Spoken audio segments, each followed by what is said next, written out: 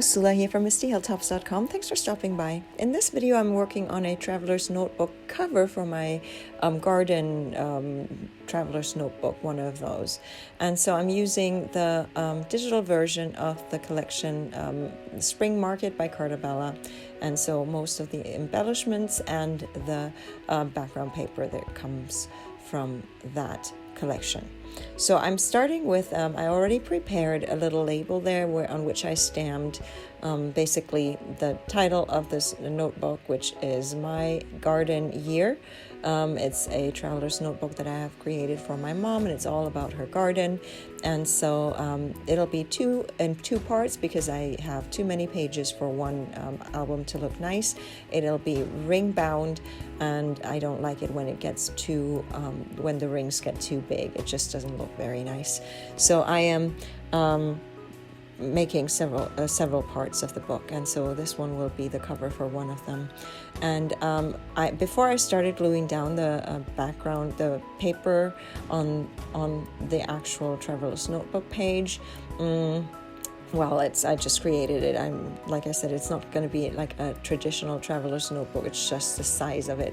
But before, I just wanted to staple it so that it wouldn't go, because on the back side there is already something there, as you saw as I was flipping it around just shortly there. And the same as with the other one, because it's a finished notebook already. It's all done.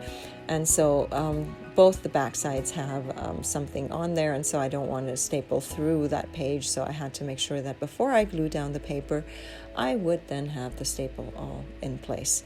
And then I also used a smaller label that I die cut to just put the year there, so that tells us which year this was about. And so now I'm ready to just use the embellishments. They're mostly, as I said, from the collection from Carta, but I'm also created a few of my own embellishments, like the little shovel and stuff, with one of my die sets, and then I just simply watercolored it with similar colors that are going on the page. And so I felt that turned out pretty well, looking pretty good there. And so I'm adding these two little pieces right on the other side there of that box. And then all I have is two more little flowers there that I also die cut and then watercolored, and then put some bling in the center, and that basically finishes this cover. All I need to do is now to put holes through everything and then put the book together, and it's all done.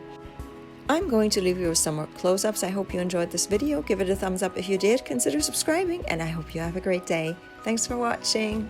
Bye.